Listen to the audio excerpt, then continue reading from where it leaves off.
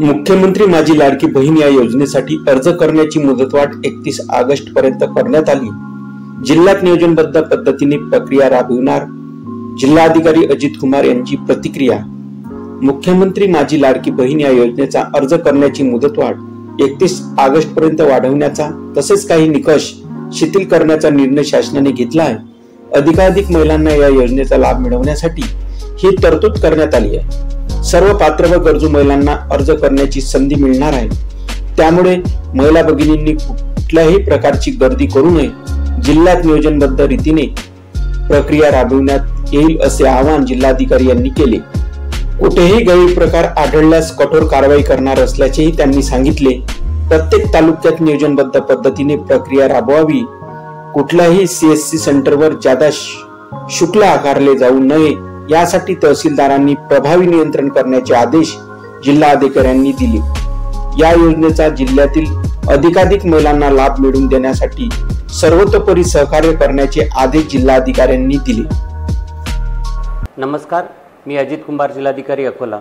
आपणा सर्वांना माहीतच आहे की महाराष्ट्र शासनाने पूर्ण राज्यभरामध्ये मुख्यमंत्री माझी लाडकी बहीण ही योजना राबवण्यास मान्यता दिली आहे। या योजनेअंतर्गत पात्र लाभार्थी महिलांस प्रतिमाह 1500 रुपये इतका लाभ दिला जाणार आहे।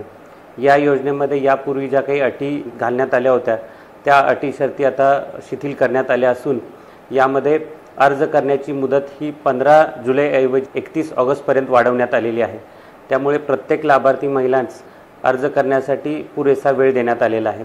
या योजनेसाठी पात्रतेच्या वयाचा जो निकष होता तो 21 वर्ष ते 60 वर्ष यापूर्वी होता, परंतु तो आता 21 वर्ष ते 65 वर्ष असा करण्यात आलेला आहे। अधिवास प्रमाणपत्राची जी अट होती यामध्ये शिथिलता आणण्यात असून अधिवास प्रमाणपत्राऐवजी जर लाभार्थी महिला यांच्याकडे 15 वर्षापूर्वीचे राशन कार्ड असेल, 15 वर्षापूर्वीचे मतदार ओळखपत्र अथवा जन्म दाखला अथवा शाळा सोडल्याचा दाखला यापैकी कोणतेही एक प्रमाणपत्र असेल तरी देखील त्यांना यासाठी पात्र समजण्यात येईल। 2.5 लाख उत्पन्नाची जी अट होती त्यामध्ये केशरी व पिवळा या राशन कार्ड धारकांसाठी ही अट शिथिल करण्यात आली असून त्यांना उत्पन्नाच्या प्रमाणपत्राची गरज भासणार नाही। कुटुंबातील एक अविवाहित महिला देखील यासाठी लाभार्थी म्हणून पात्र ठरली जाऊ शकते।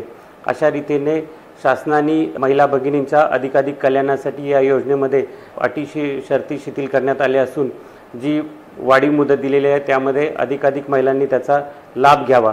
31 ऑगस्टपर्यंत अर्ज करणाऱ्या प्रत्येक पात्र लाभार्थ्यास या योजनेचा लाभ हा 1 जुलैपासूनच देण्यात येणार असल्याने कोणीही या योजनेसाठी अर्ज करण्यासाठी गर्दी करू नये। लवकरच अर्ज करण्यासाठी आपल्याला ॲपची देखील सुविधा दिली जाणार असून या ॲपच्या माध्यमातून आपण घर बसल्या देखील आपण या योजनेसाठी अर्ज करू शकता, आपले कागदपत्र अपलोड करू शकता।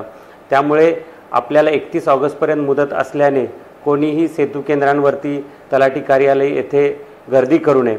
तसेच कुठलेही सेतू केंद्र किंवा सीएससी केंद्र असेल किंवा कोणताही शासकीय कर्मचारी या योजनेकरता विहित शुल्काच्या व्यतिरिक्त जादा शुल्काची मागणी करत असेल तर ताबडतोब अशा कर्मचाऱ्याची, अशा केंद्रचालकांची आणि केंद्राची ताबडतोब तक्रार ही आपण तहसील कार्यालय, जिल्हाधिकारी कार्यालय येथे तक्रार करू शकता। निश्चितच यांच्यावरती कडक कारवाई केली जाईल। यासाठी मी आपल्या सर्व माता भगिनींना आवाहन करतो की आपण या योजनेचा चांगल्या प्रकारे लाभ घ्यावा आणि या योजनेमध्ये कुठलेही गैरप्रकार होऊ नयेत म्हणून प्रशासन सतर्क आहे। धन्यवाद।